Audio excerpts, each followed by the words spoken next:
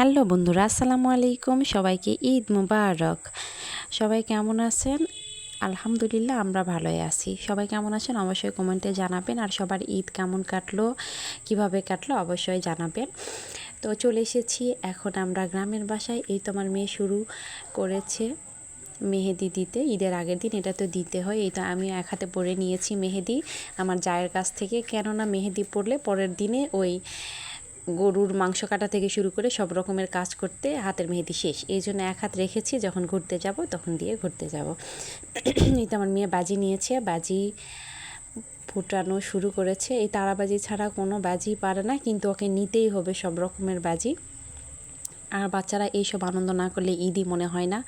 এখন তো আমরা বড় হয়ে গিয়েছি, বিয়ের আগে ছিল একরকম ঈদ, বিয়ের পরে একরকম। তো এখন যদি বাচ্চারা এটা না করে তাহলে কেমন লাগে বলেন? তেমন তো ঈদ লাগেই না। তো ওদের ঈদই আমাদের ঈদেই। তো ঈদের দিন সকালে আমার মেয়েকে গোসল করে রেডি করে দিয়ে ওর বাবা চাচু দাদুর সাথে ঈদগাহ ময়দানে চলে গেল। তারপরে আমি ফাঁকা রাস্তার একটা ভিডিও নিয়েছিলাম। আসলে দেখেন প্রতিদিন এই রাস্তাটা কত ব্যস্ততা সম্পন্ন। আজকে একটা গাড়িও দেখা যাচ্ছে না। প্রতিদিন এত গাড়ি, মানুষজন। আমি তো তেমন একটা ভিডিও নিতে পারিনি, ওই যতটুকু পেরেছি। এইটা আমাদের বাসা, তো সেইখান থেকে চলে গেলাম একদম। এটা আমার গ্রামের বাসা ছিল, ওইখান থেকে চলে এসেছি।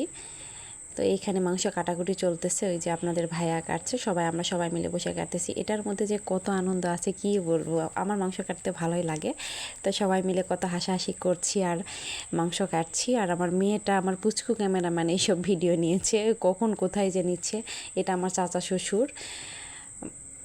তো এইখানে গিয়ে আবার গরুর ভুঁড়ির ভিডিও নিয়েছে। আমার মেয়েটা খায় না, কিন্তু এইসব ভিডিও করতে অনেক আনন্দ করে। তো এই তো মাংস কাটাকাটির পরে আমরা আবার বাসায় নিয়ে চলে যাব, গিয়ে রান্না শুরু করব। এইখানে ছিল গরুর মগজ। তো আমার এই মগজ ভুনা খেতে অনেক মজা লাগে।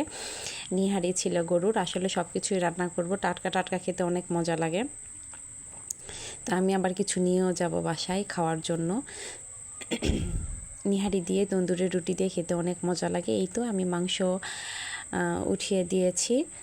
তো মাংস বাসায় নিয়ে এসে সব ফ্রিজেও কিছু রেখেছি, আর রান্না করছি বেশ মোটামুটি। তো সবাই মিলে খাবো দেখে, আমার যা, দেবর, শ্বশুর শাশুড়ি, আমার মেয়ে, আমার বর, আমি সবাই মিলে খাবো। মাঝে মাঝে বাইরে ছাদে গিয়ে একটু রং ঢঙ্গ করছি, আপনাদের ভাইয়ের সাথে ছবিও তুলতেছি। আবার আমিও মাঝে মাঝে দু একটা, খুবই ভয় লাগে, তারপরেও দু একটা বাজি ফুটাচ্ছি, সেই পিকগুলোও দিব। এই তো রান্না করতে বসে পড়েছি। তো আসলে ঈদের সকাল থেকে অনেক কাজকর্ম হলেও ভালো লাগে, কাজের মধ্যেও আনন্দ আছে। আপনাদের ভাইয়ের সাথে এই তো ছবি তুলতেছি। এখানে একটু বাজে, আমার খুবই খুবই ভয় লাগে, তারপরে আমার মেয়ে শুনবে না দেখে একটা ফুটিয়েছি। তো এই তো পরের দিনে আবার হাতে মেহেদি পড়ছি। ঈদের দিনই রাতে আমার ননদ দেবররা আমাদের বাসায় এসেছে বেড়াতে। তো ওরা প্রায় 6-7 জন এসেছিলো। তো আমার ননদের হাতে মেহেদি পরাই নিচ্ছি। দেখেন কেমন হয়েছে, সবাই কমেন্টে বলবেন কেমন লাগছে। আসলে আমরা ঈদে অনেক আনন্দ করেছি। এইখান থেকে আর তেমন ভিডিও নিতে পারিনি। এখান থেকে একদম সরাসরি চলে যাব বাবার বাসাতে। বাবার বাসায় গিয়ে দেখি এলাহি কারবার। এইটা ছিল মেহেদি উঠানোর পর লুক।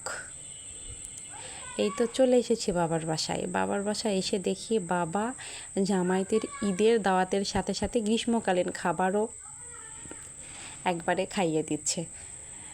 তো এখন তেমন একটা খুব বেশি যে আম কাঁঠাল নামছে তেমন না, তারপরেও যেহেতু আমাদের ঈদেই ছুটি থাকে, ছুটি পাই না আমরা।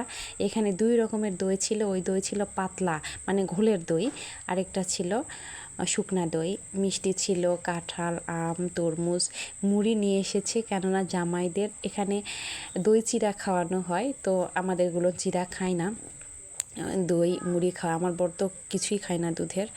তো সব রকমের ফলমূলই ছিল, সব খাবার ছিল, জামাইরা খাবে। তারপরে আমাদের এই দিককার আরেকটা নিয়ম ছিল যে জ্যৈষ্ঠ মাসে জামাইদের খাওয়ায়ে লুঙ্গি দিতে হয়। তো বাবা তাই করেছে, কেননা আমাদের ভাই নাই, তো বাবাকেই সব কিছু করতে হয়। আর আমার বাবা 2 জামাইকে অনেক ভালোবাসে, অনেক।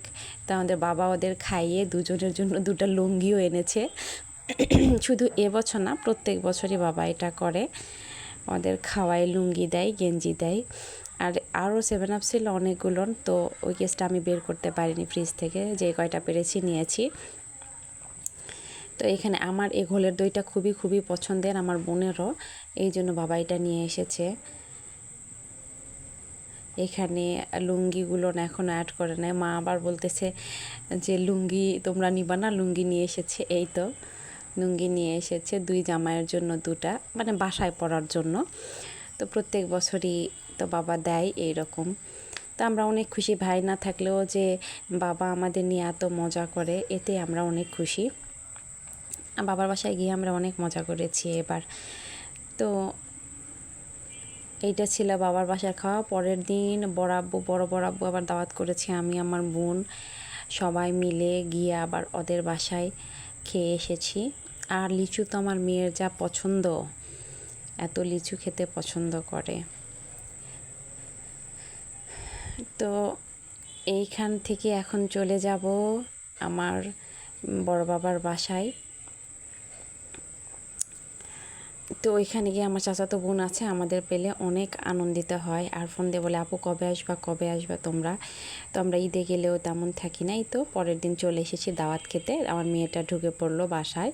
তো বাসায় গিয়েই ঢুকেই দেখি কে আছে, ও আমার ভাবি গল্প করছে, আমার বরের আগে চলে গিয়েছে আমার ভাগনা। তো গিয়ে আমার বোনের ঘরে বসলাম, স্টুডেন্ট মানুষ, আর ওই চেয়ারে যে বসে পড়ে ওটা আমার দাদুর চেয়ারটা অনেক পুরানো এবং অনেক স্মৃতি জড়িয়ে আছে এই চেয়ারে। তারপরে খাওয়া শুরু করে নিলাম, এটা আমার মেয়ে খাচ্ছিল, খাওয়ার সময় তেমন একটা ভিডিও নিই নাই। তো তারপরে দই মিষ্টি খাচ্ছে, তখন একটা ভিডিও নিয়েছি। এই তো আমাদের খাওয়া দাওয়া শেষ, এত গরম পড়েছিল, সবগুলো শুধু চলো বাসায় চলো।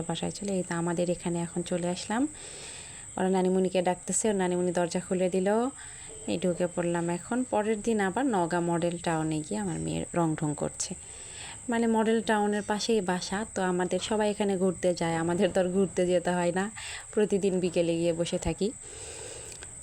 তো আমার সোনাটা যেখানে যায় সেখানে আনন্দ করে। আমি আবার একটু ভিডিও নিচ্ছিলাম আমার হাতের, বিভিন্ন ফুলের গাছের সাথে আমার হাতের পিক নিয়েছিলাম। এই তো আমার মেয়ে দৌড়াদৌড়ি করছে এখন, বিকেলবেলা অনেক আনন্দ করলো মডেল টাউনে গিয়ে। তো বন্ধুরা, অবশ্যই আমার ভিডিও ভালো লাগলে লাইক, কমেন্ট এবং শেয়ার করবেন, আর আমার চ্যানেলটি সাবস্ক্রাইব করবেন। তো কাঠগোলাপগুলো অনেক সুন্দর লাগছিল দেখতে। তো ভিডিওটা অনেক লং হয়ে গিয়েছে, আপনারা ধৈর্য সহকারে দেখবেন, অবশ্যই ভালো লাগবে। সব ভিডিও একসাথে করেছি দেখে একটু লংই করলাম, আর খণ্ড খণ্ড করলে আবার 2-3 জায়গাতে দিতে হয়।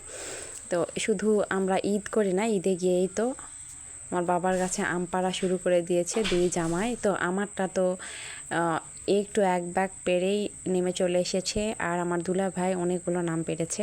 আমার দুলা ভাই খুবই আম পাড়তে পারে। তো আমার ভাইয়া গাছে উঠে এখন আম পাড়ছে। এই তো আপনাদের ভাইয়া বসে আছে, আর আমার মেয়ে গাছ পাকা আম খাচ্ছে। তো আমিও, গাছ পাকা আমটা এত টেস্টি ছিল, এত মিষ্টি, কি বলবো, কাঁচা এত টক আর পাকলে এত মিষ্টি, মানে বলার ভাষা নেই। এই তো কিছু পেরেছে, আরও পারতেছে। এখানে আবার জামও নিয়ে আসছে আপনাদের ভাইয়া।